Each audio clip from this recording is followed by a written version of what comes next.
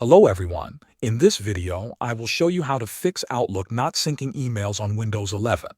First, open Windows Settings. Go to Apps, then Installed Apps. Find Outlook New in the list. Click the three dots next to it and open Advanced Options. Scroll down and click Repair. Windows will try to fix the app without removing your data. After the repair is complete, open Outlook again and check if your emails are syncing. If the issue is still there, go back to the same page and click Reset.